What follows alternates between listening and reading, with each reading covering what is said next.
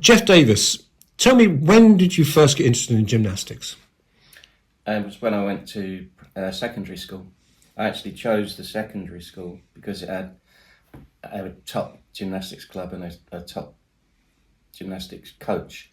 It was the head of PE at the time, a little guy called Ian Parry, little Welshman. And I started there, and within 2-3 years, I think I was English schools champion.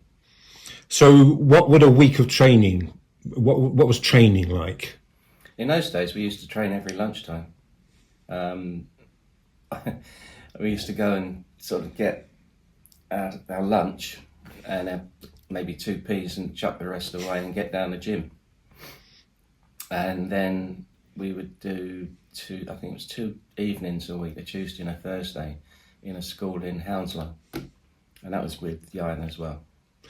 So you're doing it in a school in Hounslow. When did you get stuck with that feeling, or indeed your coach might have thought, this lad's not bad?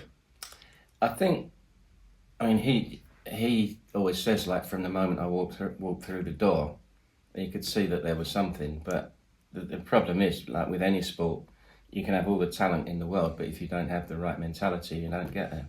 I think we spoke about that off camera. I know lots of people who didn't have the right mentality in the 70s. What does that mean, the right mentality? Determination, stupidity. There's a number of things, really, but I think one of the big things is that you got to accept getting slapped down and failure, and be able to bounce back from it. So before we talk about your achievement championships, what was failure? How did you take failure? Not well. But all it did to me was kind of stiffen my resolve to, get better, really. And your first English championship? We used to do, for 2 years, I just did floor and vault. Because you know that men's gymnastics involves 6 apparatus. But we just did floor and vault, and I think the second year I was there, I won the English schools vault and floor. And what was it about those two particular events that you liked, but also you excelled at? Well, I think it was more to do with Jan and the fact that, it was a school gym and we didn't have the apparatus. So we used to go and get out a line of mats, there were these old cave black mats with a cricket mat over the top, and just tumble and vault. So it was kind of, we didn't have the purpose-built gyms and foam pits and all the rest of it that they have today. It was literally really basic. So, going from English titles, what about representing your country? What was the next leap on? Yeah, once I started working in all the apparatus, I think my first actual representation for England, for English schools, was against the Army Juniors down in Bovington in Dorset.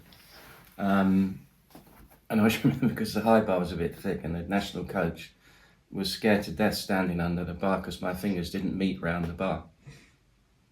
And then I think we went on and had a match against Wales, and then we did a match later on against Sweden in this country at Ladywell Gym in Lewisham. What's it like, for the vast majority of us, huge amount don't know what it's like, what's it like to represent your country? It's good. The first time you do it, obviously you're nervous and proud. But after a while, it becomes like any other meet. Just another vest. Yeah. Well, we were lucky if we got one. And next step is, no, let me get this right, Olympics? Or have I leapt on a bit? I'm trying to remember. Yeah, what happened there was I used to train at school, but also used to train with a group of London gymnasts in Camden. So I'd go there every, I think it was Tuesday and Thursday evening, and I'd literally do my homework on the train going over from Feltham to Lewisham, and this was when I was in sixth form. And from that point, I thought, right, what can I do so that I can carry on with the sport, but also train for a job? And the obvious thing was like PE teaching at the time. Might sound a bit mad now, but so that was what I did, and I applied eventually to Carnegie in Leeds, and went to Leeds, and was taken under the wing of a guy called George Whiteley, who was quite high up in British gymnastics, and then was chosen for my first international senior was the European Championships in Grenoble. How did you get on? I was chosen because they felt I could do well on floor, because I was the only person. There were only 2 people in Europe at the time that were doing double back somersault. So anyway, I went out there and did it, and in the warm up it was great, no problem. Got to the competition, got a bit too flash, opened out too early and landed on my face. Had a big carpet graze down my nose. So yeah, it wasn't brilliant. Sorry, carry on. As we were saying earlier, the kind of political climate at that time was very different, and for us to win, you had to be 10 times better than anyone from the Eastern Bloc. We can say this in the comfort of 2024, did you look across at the Eastern Bloc and think there's something not right there? Even at that young age? Yeah, very much so. I mean, I travelled extensively in the old Soviet Union and Bulgaria and Romania. And whilst, their training was good, their lifestyle wasn't. What does that mean?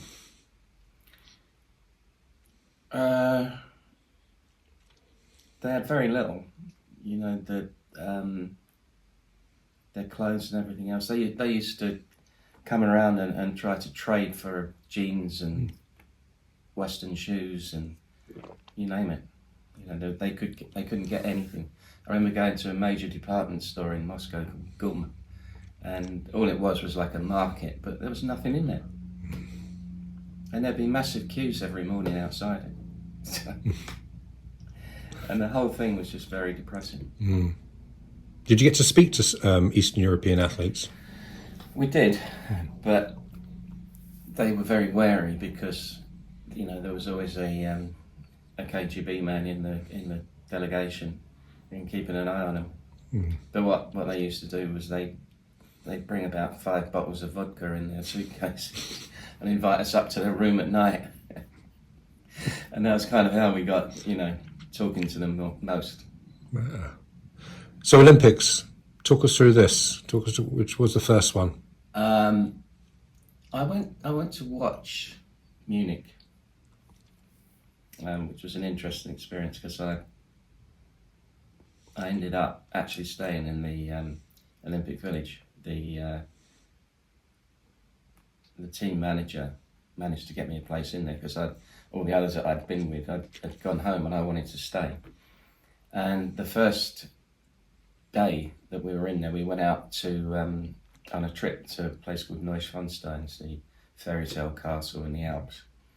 And on the way, we heard about the Israeli shooting. And we got back, and I had to get back into the village. And it was just surrounded by tanks. And, the morning before, it had been absolutely fine. Everyone was really friendly. They were trying to get over the nightmare of Berlin. And then suddenly that happened. So I went back in and I had to spend 2 days literally just in there. I couldn't come out or go back. And then came home. But then in 76, I went to Montreal. We only sent 3 gymnasts, and you had to qualify. There was a sort of a qualifying score. I remember doing the internationals for it, and the cheating that was going on was amazing. Like we had a competition against Bulgaria. Well, the first thing was they took all the judges out and got them drunk. Then they came in and they shut the doors behind us and locked them, so nobody could get in, no audience. And the first Bulgarian guy that went up on the floor, he did his routine. It was a compulsory routine at the time. and the score he got was about 2 marks higher than he should have done. Right. And that was how it was played. But I'd already qualified at that point in a match against France. And because of the sort of rivalry between France and England, there was none of that going on. So, yeah, but that was an interesting one because it was the first Olympics after what had happened in Munich. And the security was just ridiculous. Yeah. But can you remember getting, the day you found out you were going to the Olympics, you remember, did you get a letter and then things like tracksuits and things like that, all that? We had to go to, I remember getting a letter saying that I was, been selected, but I pretty much knew anyway. And then we had to go to somewhere in London to go pick up our kit. As one of our national coaches put it, the zips on the tracksuit look as though they'd been designed by the special effects guy for Jaws. It's huge white zip, true 70s fashion. Oh. Did you take part in the opening ceremony or anything like that, or was it straight to your event? Yeah, I think so. I'm trying to remember. I went to a couple of Commonwealths as well, and World Student Games. But yeah, I think we were in. Yeah, we were. That's right. I remember it now. Because Princess Anne was in the same, that same Olympics. I remember seeing her on the march on. And for yourself, how did you feel you performed? Were you happy with where you performed in Montreal? Terrible. Oh, I thought I'd bring it up. I thought I had to ask. No, looking back on it, our preparation had not been great. It wasn't until a few years later, then really when I came to Harlow, that I found out how to properly prepare for competition. It was all very much hit and miss before that. Excuse me. So when did you come to Harlow? As I was saying, I came to Brentwood to become a teacher in St Martin's School in Shenfield, and came across to Harlow to train with Mitch Fenner, and then basically stayed with Bush Harlow, and a year and a half later gave up the teaching. The council supplied me with a small flat in Harlow, and I basically went on the dole and did full-time training, 30 hours a week. Have you enjoyed being a coach? What do you get out of being a coach? I've let on a bit, but yeah. I do enjoy being a coach. I mean, it's great to see, the first time a kid does a new skill or something, the look on their face, but the whole sort of process of it. I mean, it's a sport that I've been involved with and love all my life. So it's just great to kind of build beautiful swans out of ugly ducklings, really. And you've seen the progress. There's been a decline post 1990 of the Eastern Europe, but also you've seen the growth in the Great British success. What do you put that down to? The lottery. So when those athletes and all sports say afterwards, thank you on the camera, thank you very much, lottery funding, they mean it. And is it? Why do you think it is the lottery? Because it's given not just performers but coaches the freedom to do the job properly. Before the lottery, there just wasn't the scope. There weren't that many full-time facilities. There weren't that many full-time coaches. I mean, when I first stopped doing gymnastics and sort of looked at coaching, there was only one full-time coach in men's gymnastics outside of the national coaches, and that was Mitch. And there was me trying to do it in the same town. So, it didn't work out well.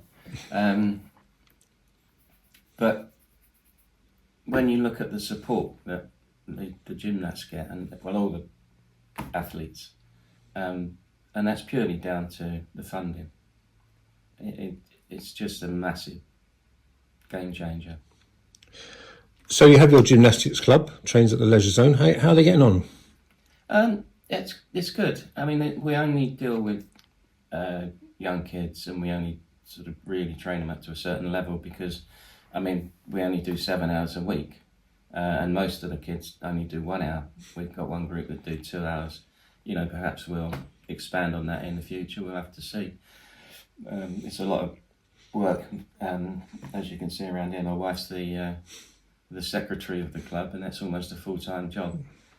So, and it's also trying to get coaches. We have a constant battle of if a coach can't make it for a couple of weeks, then we have to bring somebody in, and that's not easy.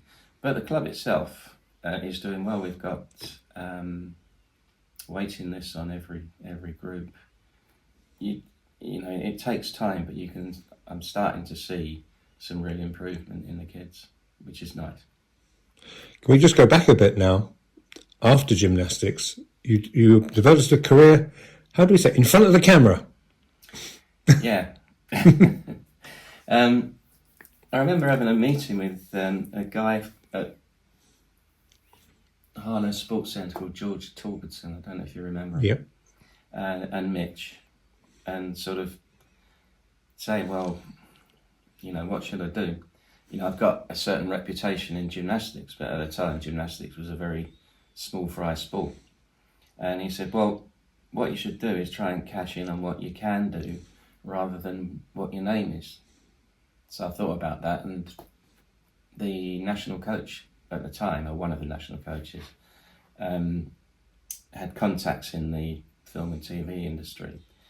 And so I started doing some work.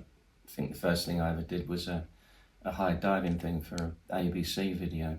Remember the band ABC? Remember doing 36 1.5 front somersaults off a 5 metre board in one morning.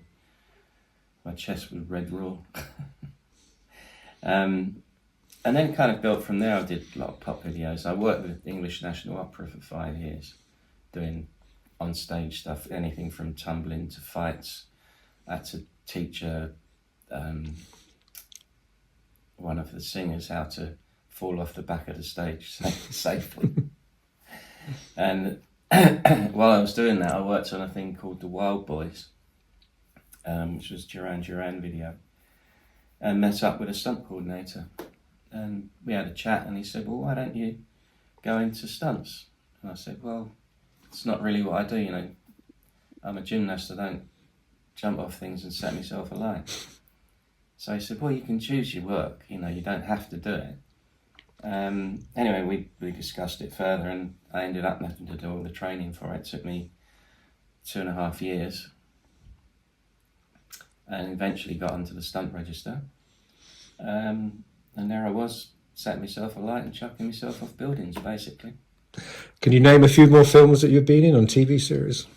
Well, as we were saying before, one of the earliest big films I was in was the original Batman with Michael Keaton.